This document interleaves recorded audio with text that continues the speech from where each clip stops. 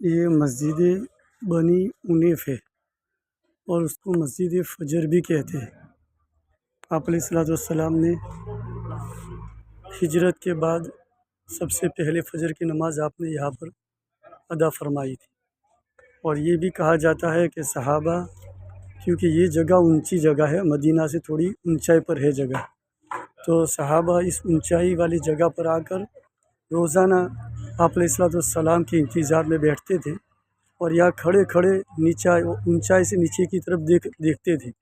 کہ اللہ کے نبی علیہ الصلوۃ والسلام کہیں تشریف لا رہے، وہ آپ کے انتظار میں صحابہ کھڑے رہتے تھے۔ اور وہ چھوٹی چھوٹی بچیوں نے جو آپ کے اکرام میں جو اشعار پڑھے تھے، یہ اشعار بھی ماشاءاللہ اسی جگہ پر پڑھے تھے۔ دیکھو یہ قبیلے بنو انیف کا پورا علاقہ ہے۔